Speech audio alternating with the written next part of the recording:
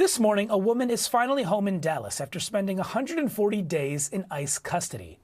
Ward Sukuk was born in Saudi Arabia to Palestinian parents. She's lived in the United States since she was 8 years old.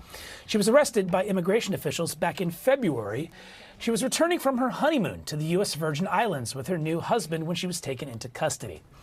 Now, we reached out to the Department of Homeland Security, who said in a statement, in part, the arrest of Ward Sukuk was not part of a targeted operation by ICE. She chose to fly over international waters and outside the U.S. Customs zone and was then flagged by CBP trying to re-enter the continental U.S.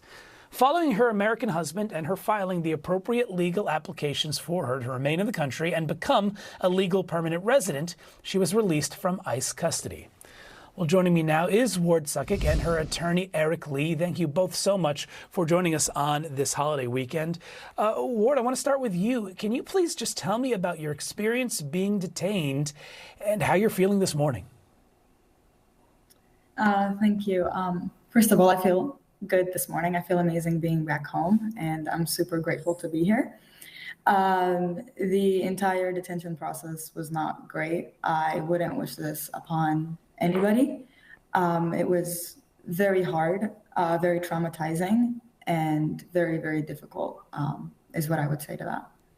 Well, and Ward, can you describe a little bit more? I mean, just what it was like inside while you were detained for so many weeks? Yes, absolutely. There was not a lot of things for us to do. It was a very lazy, each day was lazier than the next day. You will run out of energy. I didn't have much energy to do pretty much anything. All I had was my husband sending me books, and I would be reading. Once these books were done, send them back, get more books. We did have some Zumba and some dancing classes provided to us. It wasn't a daily thing, but it was pretty nice in the second facility that I was in. There wasn't a lot of people that spoke English in there. There was a lot of Latin women, so it was very hard for me to make a lot of friends. So often I just felt like I was a little isolated because I didn't really speak the language. So again, I was in an environment where I wasn't fully comfortable. And not only that, I was also very scared because it was very different to me. I didn't know why I was there specifically, even though I was asking, and I really wanted to speak to my deportation officer and all that, because I've been abiding by everything and I was complying, and I was just very confused on why I was there, especially when I report every year and they congratulate me on everything I've done or any new updates in my life. So it was just very confusing for me. Eric, I want to bring you into the conversation. Your client's circumstance, very unique. I understand that Ward does not actually have citizenship anywhere. Is that correct? And how does that make this whole case more challenging? Right. Ward is a Palestinian. The United States government does not recognize Palestine as a country. Her family, like the families of so many Palestinians, were kicked off of their land many decades ago and forced essentially into international diaspora.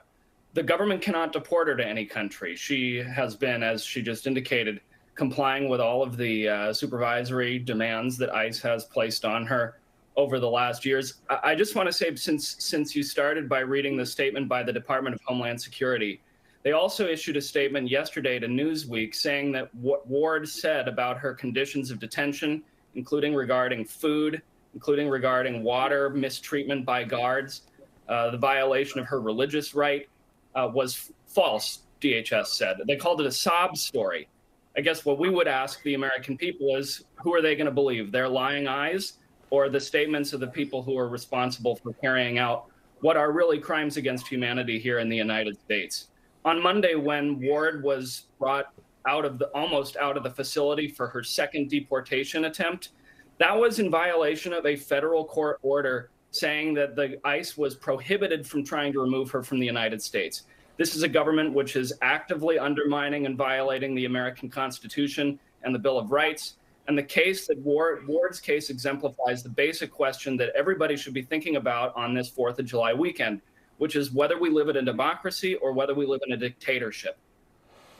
Well, to your point, Eric, I mean, tell me, what is next in Ward's case? Is it pretty much over, or is there more coming now?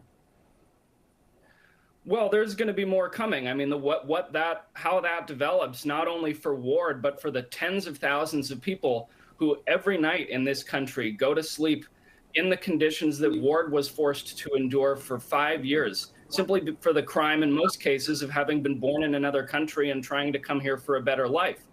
I mean, this is America. There's a network of internment camps across the United States set up by Democratic and Republican administrations where families are detained, where parents are taken from their children.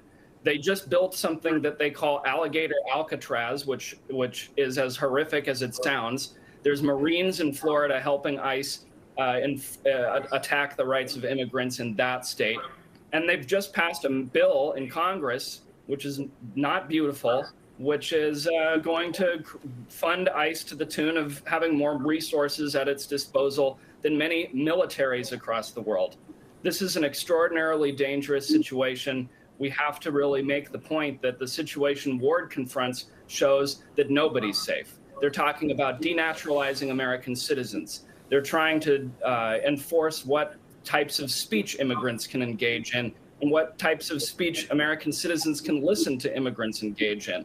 That is totally outside the American democratic tradition that was embodied in the Declaration of Independence that was signed almost 250 years ago. Well, Ward, glad you're back home, and please stay in touch with us to keep us abreast of just how you're progressing in the weeks and months to come. Thank you both, Ward Sukic and Eric Lee, for joining us this morning. Appreciate your time. Thank you.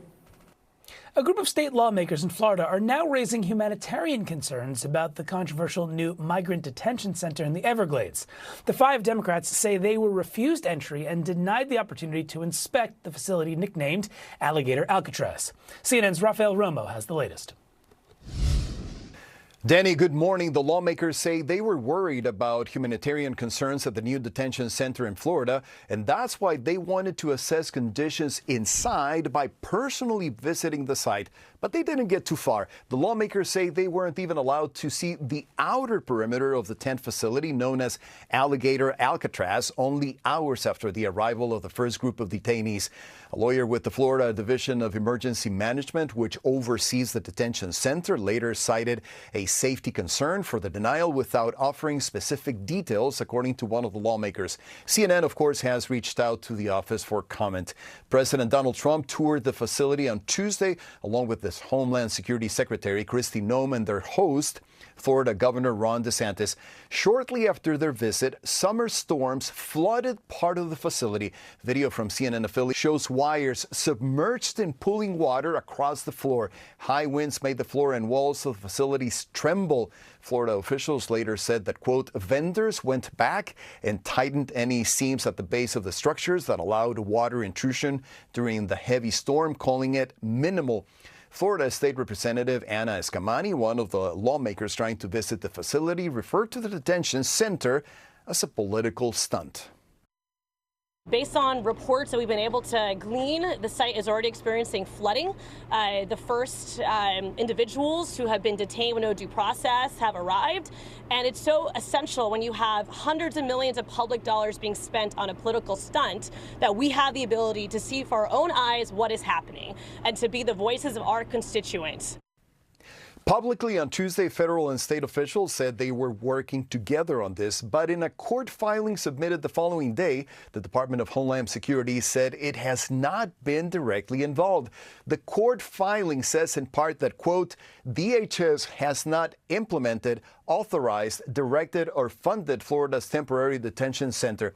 An official with Immigration and Customs Enforcement also said that the agency's role has been limited to touring the facility to ensure compliance with ICE detention standards. Danny? Rafael Romo, thank you very much for that report.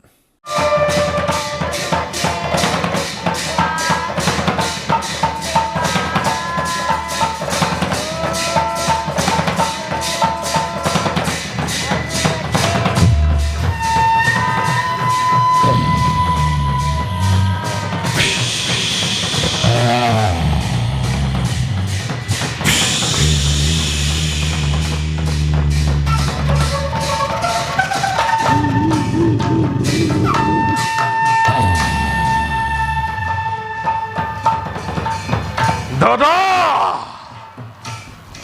나다!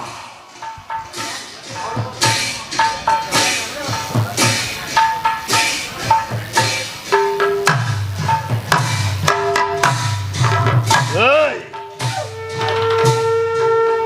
에이!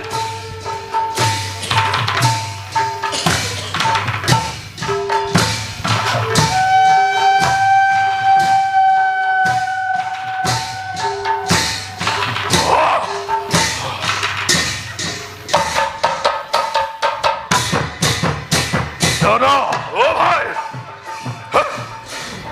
회주선에 띄우지에세! 나다!